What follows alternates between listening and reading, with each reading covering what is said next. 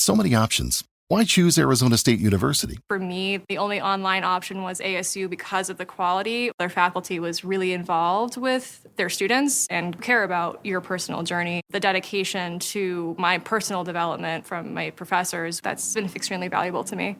Earn your degree from the nation's most innovative university. Online. That's a degree better. Explore more than 350 plus undergraduate, graduate, and certificate programs at asuonline.asu.edu. Okay, let's unpack this one. Chuck Woolery died at 83. Yeah. You know, you think Chuck Woolery, and you think game shows. Oh, yeah. But there's more. Oh, there's way more. There's a lot more to this guy. Absolutely. So we've got a stack of stuff here we're looking at. We've got Entertainment Weekly, IMDb, his Wikipedia page, some AP News coverage. Even the New York Post chimed in on this one. So we are going to dive deep into the life of Chuck Woolery. Let's do it. And figure out what made this guy tick. Because, you know, there's some stuff in here that's pretty surprising.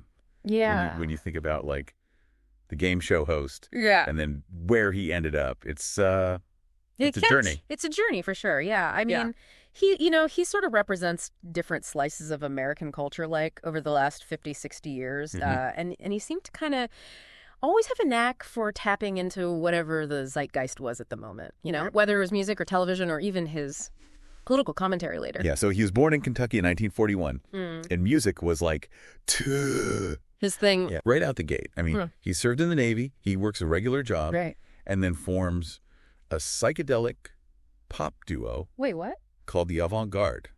Really? This is like a movie. I did not know this about him. This is crazy, right? It's funny because you look at his career and you're like, oh, yeah, Wheel of Fortune and Love Connection, and that's kind of it. And there's so much more. This is so interesting. And they weren't just like messing around. They had a top 40 hit in 1968. Wow. With a song called Naturally Stoned. No way. I am not kidding. Chuck Woolery singing about being naturally stoned. That is amazing. Wow. We got to hear this. Let's hear it. Okay. That is a vibe. That's something else. It's something else. And that was the 60s. So he's riding that psychedelic wave and then goes on to release solo country records. Talk about range. That's incredible. But television came calling right out. Yeah, like this is what's so interesting to me about him is that transition from music to television. He starts off with a children's show called New Zoo Review. Oh, yeah. Which ran for like 5 years in the 70s. You know, so like from psychedelic pop to entertaining kids, like he clearly knew how to connect with an audience. Yeah, he had that something special. Right. Like some people have it, some people don't. He had that IT factor. Yeah, the charisma. Whatever it was. The charm. Yeah, he had it. And then, you know, the game show era. Okay. Wheel of Fortune in 1975, the original host, like... Hard to imagine anybody else doing. Those early Wheel of Fortune intros. Right. It wouldn't be the same without him. Yep. So he really set the tone for that show. He did. And even though he moved on in 81, it's like, that's his show. Right. Right. But then a couple years later, bam, Love Connection. Oh, yeah. Hits the airwaves. And that catchphrase. We'll be back in 2 and 2. I mean, that is just so 80s. So 80s. Perfect. Love Connection was, it was a phenomena. It really was. It wasn't just a game show. It was part of the culture. Yeah. Cultural touch. And he was the face of that show. Absolutely. For over a decade. From 83 to 94. Yeah. And then, you know, ends up in the American TV Game Show Hall of Fame in 2007. Of course. So yeah. It's like, right. That's his thing, right? Right. But then, later in life, he gets a little more outspoken about his conservative politics. Yeah. That's a bit of a turn, right? It's kind of a different direction from like the lighthearted, you know, fun and games. Yeah. He co-hosted a podcast called Blunt Force Truth.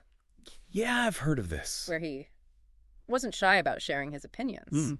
And it sparked a lot of debate, especially his views on COVID. Right. Just, I mean, that was it made you think about, you know, how celebrities navigate their personal beliefs when they're in the public eye because, you know, do they stay in their lane or, you know, do they see what they're thinking? Say what's on their mind and risk. The blowback. Was that part of his appeal? Like, was that why people liked him? I mean, it must have been for some people, right? Because he seemed to lean into being provocative. Yeah.